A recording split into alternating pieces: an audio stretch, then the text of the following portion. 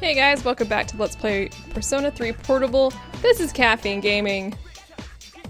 Hopefully my voice and my reading skills are better today. Let's go ahead and hang out with Sayori. We're gonna be maxing this out today, so let's do it.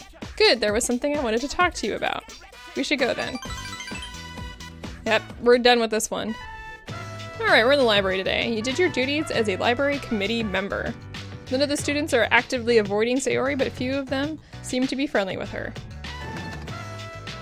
Ah, good, you're still here. Sorry to keep you here so late on a day like this. Oh no, it's my job as a member of the library committee to be here. I see, you're a hard-working girl. Hopefully more people will come to understand that in time. Miss Onishi, thank you so much. Hey, Kotone-chan, would you mind walking with me to the school gates? My ride's here, so I'm going that way. This is where we say farewell.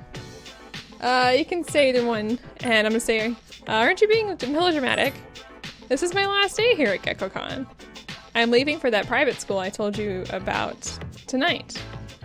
I'm sorry that I couldn't tell you. Sayori smiles. I'm going to be sad, but I think this is a turning point for me. I'm going to try to start over and try to stand up on my own. You can do it, Sayori. You can say anything you want this one. Thanks. I'll never forget about you. Sayori smiles. I've always been told to not have any opinions for myself. That it was an easier way to live. I can make anything someone else's fault. Deep down, I always believed that everything that happened to me was the result of somebody else's doing. But this is my life, and what I do happens to me. No one can take my place. And I have no one to blame but myself for what I let happen to me. That's why I need to stand up on my own. I need to have my own voice. Sayori laughs cheerfully. I knew that I'd never get anywhere if I let other people tell me what to do. I've known it for a long time.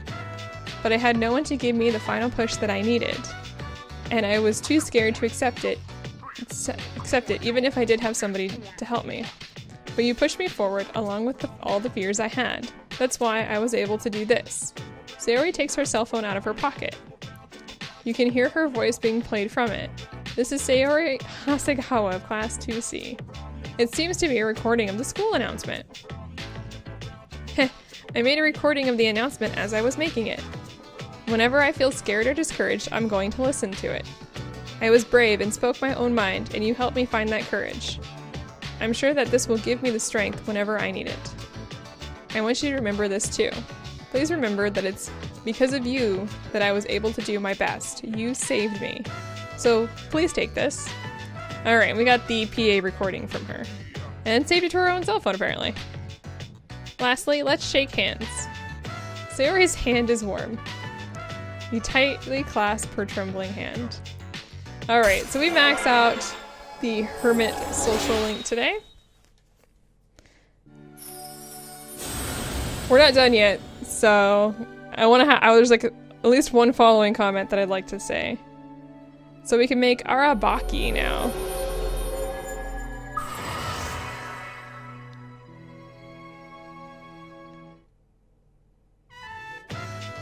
Ah, here we go. The Aboriginal God. Okay.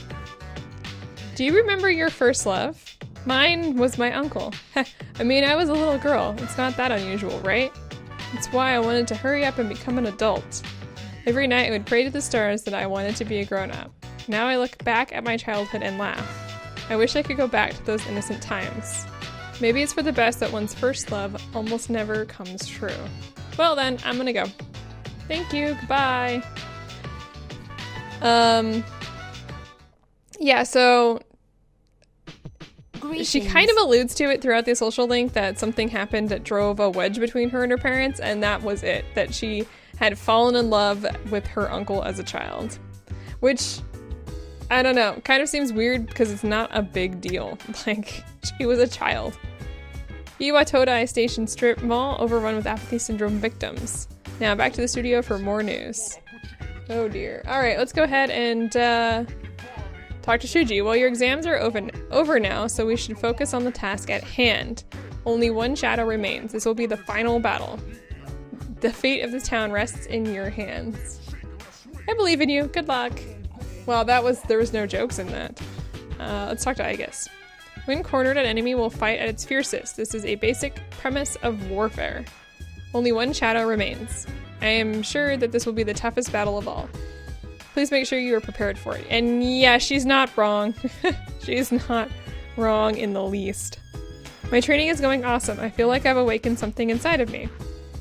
When I train, I pretend someone's watching me. That seems to get me motivated. Alright, so today we're actually going to go ahead and hang out with Ken. You remember that Ken said he liked omelets and rice. He would be happy if you made some for him here instead of going out. Okay, I'm not crazy. You decided to make a dish of omelet and fried rice that Ken likes. Thanks to your time in the cooking club, it came out rather well.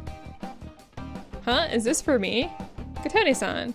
Oh, thanks for the food. Ken begins to eat vigorously. Yep, it's delicious. It's really good. As Ken happily tears into the food, he gets ketchup all over his face. Seeing how happy you've made him makes up for the effort. Thank you very much, Katone-san. You feel that you've gotten even closer to Ken. Okay, now that we've reached level 7, I'm going... We're going down the romancing Ken line, which is freaking weird, but I'm gonna do it. Just don't do what I'm doing if you don't want to do this. He's 10, you're 16. I'm an adult. This is freaking weird. Whew, I'm full. After finishing the dish, Ken finally relaxes. He suddenly falls silent, though. Do you cook for other people like this, too? Like for your boyfriend? Do you have one? Oh, well... I saw on TV that all high school girls have a boyfriend, so... I was wondering if you had one too, Katone-san. It's that... if you did have one... I don't think I'd like that. What am I saying? A kid like me shouldn't be butting into personal stuff like that. The answer that you want to say here for the lover's line, oh god, is unfortunately I don't have one. Is that so? I see. Oh, then is there anyone you do like? Your answer that you want to say is nobody. Is that so? Oh, nothing. Ken laughs, embarrassed.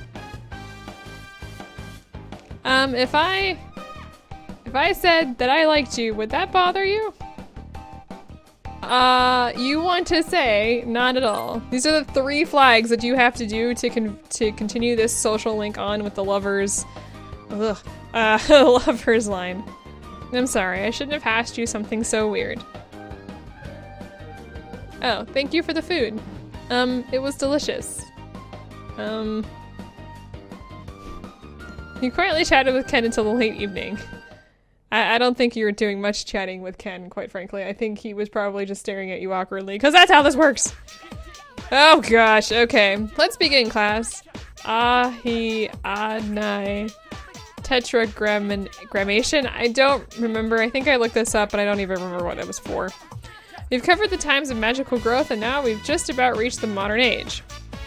Every art or science branches off into sub-studies as it progresses. Magic, too, was subdivided around the 18th century. Some people preached about morals, some focused on communicating with spirits, and so on. There was even a man who founded modern psychology through his research on hypnosis. This, too, is magic, the ability to see into the human mind. As a result of the flourishing magical research, witch hunts became more common. To avoid this, magic began to progress in secret societies. I'm sure many of you have heard the names of these organizations. The Rosicrucian, I actually have not heard of the first one, the Rosicrucian Order. I've never heard that one. The Freemasons, the Illuminati, the Golden Dawn. The last 3 of those I have, but the first one I actually haven't. Many of these societies are still with us today. The forefathers of modern magic are too numerous to count. For instance, there's Eliphas Levi, the man who attempted to combine modern and ancient systems of magic. His literature, which took a scientific approach, is still published today. Madame Blavatsky was the biggest magician of the 19th century and a renowned theosophist. I'm not sure what that is.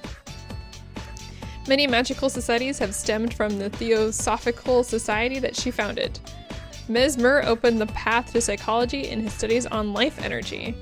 Rudolf Steiner helped spread the knowledge of anthroposophy? I'm not sure.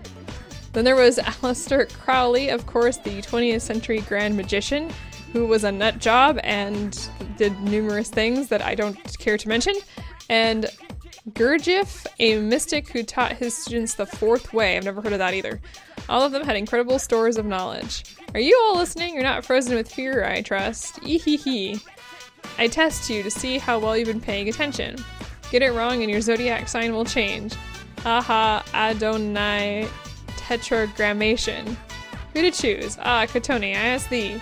Who was the founder of Theosophy who gave rise to many magical societies? The answer is Madame Blavatsky. Very good. Remember to be purified on your unlucky years.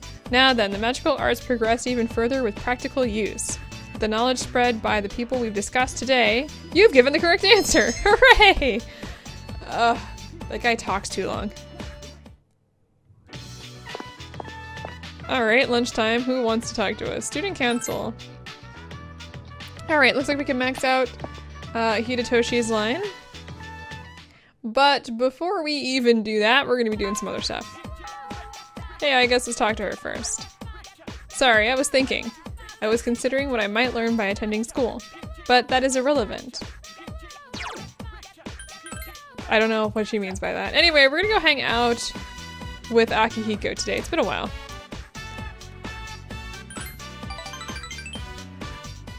Alright, oh wait, Nagadaki Shrine. You wandered here with Akihiko, who seems rather quiet today.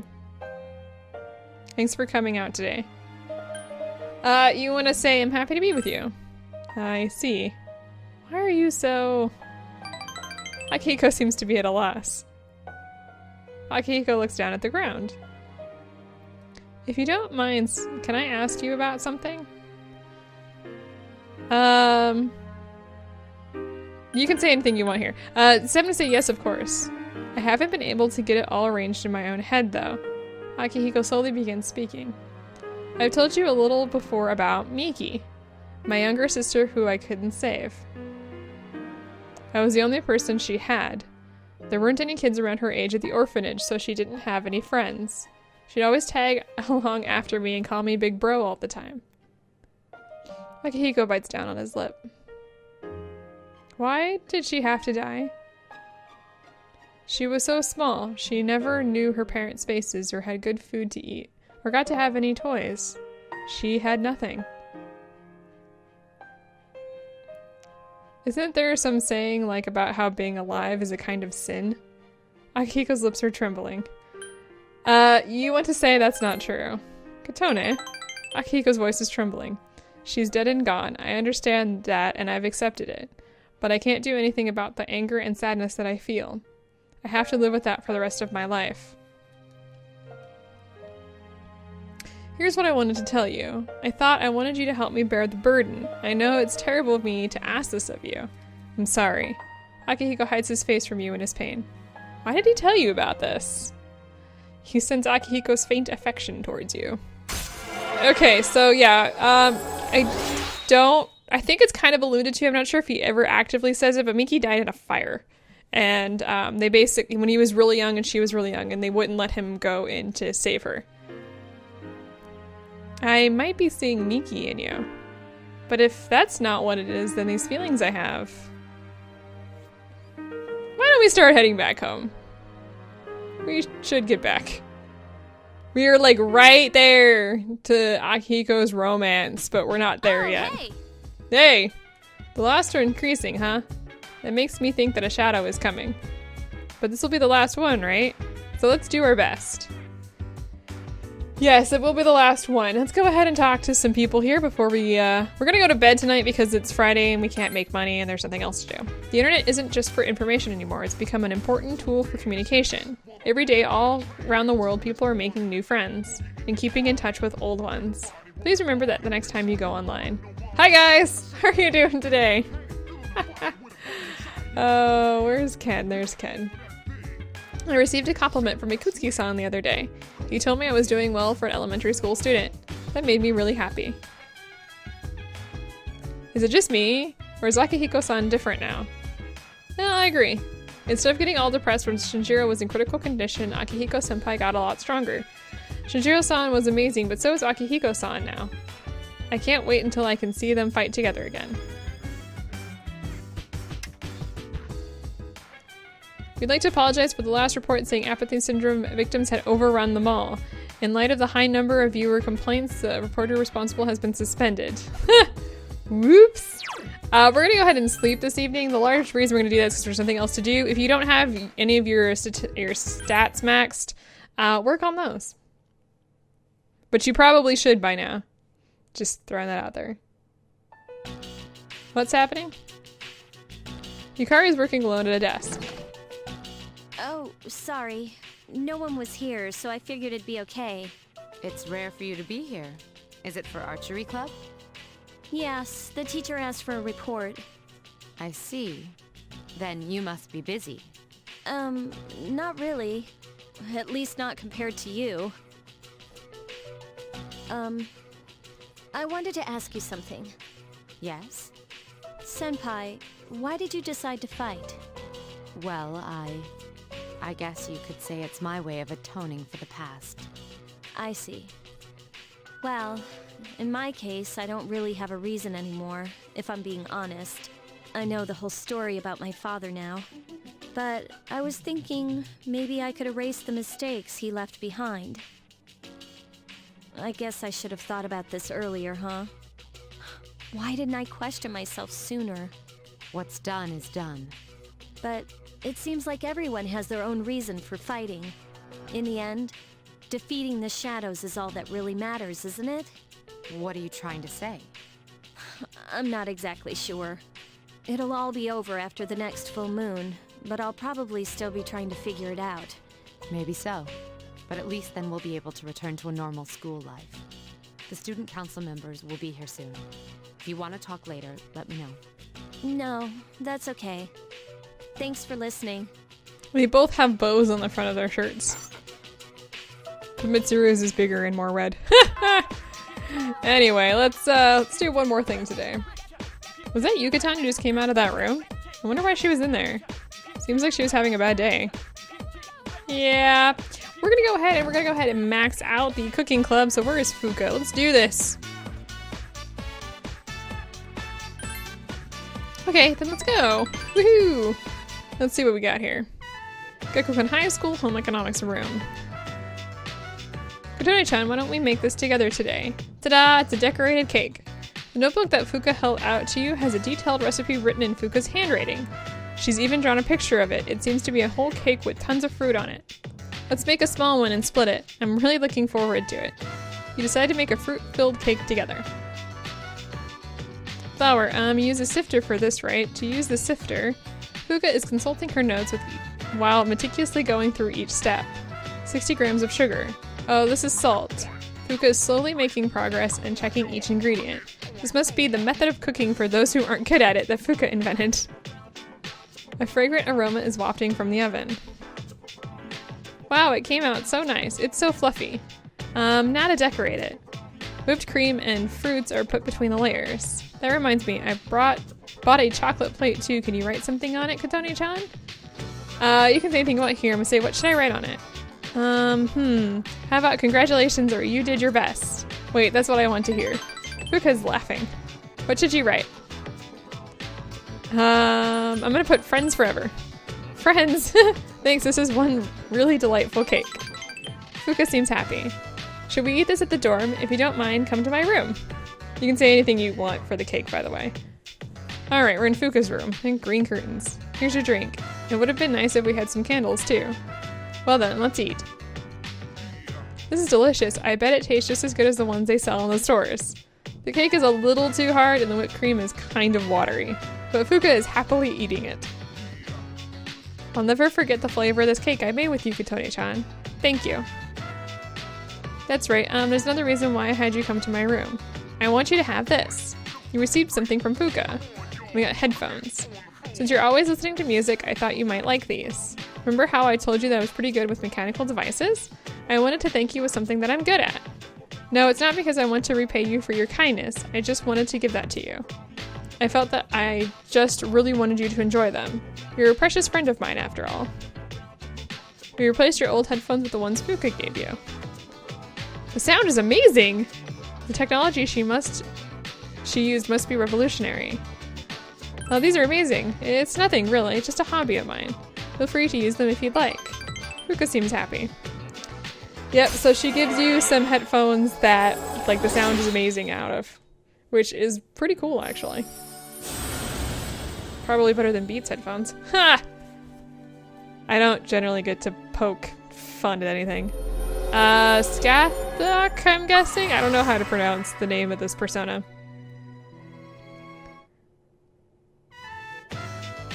But the teacher, we get to make the teacher now. You had fun chatting with Fuka for a while. Oh, sorry, look at the time. Time flies when you're having fun. Then again, we live in the same dorm and go to the same school, so I can see you anytime. Thank you for today. Oh, and about the cooking club, I'll be alright on my own. Of course, I'd be happy if you kept coming. But I know that you're busy and I feel bad if I took up all your time. But it would be nice if I could have you all to myself. Yeah, you can go to cooking club and continue to make things to give to people if you would like. Hello, Koromaru. Let's go ahead and watch some TV before we do anything else. Every channel is showing news about apathy syndrome. Oh boy. Let's go ahead and talk to Mitsuru first here. As you know, the next operation will be our last. Are you feeling nervous? Not really. That is amazing. It is unusual for someone to be so calm before a battle. Do you have a reason to fight, Katone? I don't know. I hope you find one. The next battle will be our last, so let's do our best. Alright, I'm gonna go ahead and save here. We have 10 days until the next full moon. Before then, we'll be going into Tartarus to complete the next set of floors and rescue the people. We're not going to be doing that until a couple days before Tartarus, I believe. Or a couple days before the full moon.